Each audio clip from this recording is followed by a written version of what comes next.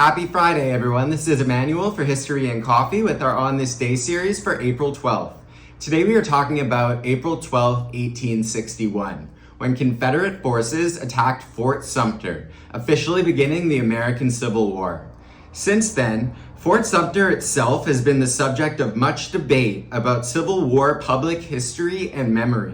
For example, when just across the harbor, a white supremacist murdered 9 African Americans at Charleston's Emanuel AME Church in 2015, the National Park Service changed its policies on Confederate flags at Fort Sumter in response. Site officials replaced the flagpoles holding Confederate flags with smaller flagpoles that made these flags much less visible from outside the fort itself, causing nationwide uproar. These events launched a renewed national debate about the Confederate flag in American social memory. Some of these conversations likely influenced interpretations of the viral photograph showing an insurrectionist carrying a Confederate flag through the U.S. Capitol on January 6, 2021.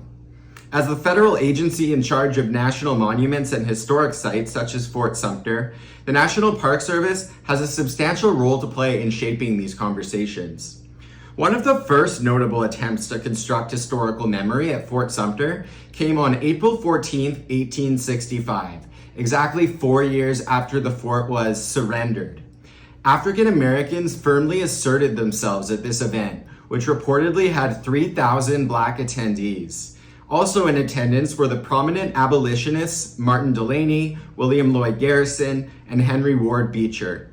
As historian David Blight writes of this specific commemorative occasion on April 14, 1865, quote, "Flowers were blooming everywhere amidst the ruins of Charleston. For so many, remembrance at this early date was but a fragrance full of warring emotions. As the flag reached its height on the staff in the fort, guns all around Charleston Harbor opened up in a salute. The grand day ended that evening at a banquet in the city, as Union Commander Robert Anderson, among others, offered many toasts, some of which were to President Lincoln, who was that very night assassinated in Ford's Theater in Washington," end quote. Yes, you heard that right. President Lincoln was assassinated that very same day as this early commemorative event at Fort Sumter on April 14, 1865. Thank you so much for watching. I hope you'll join me again tomorrow for the next edition of our On This Day video series.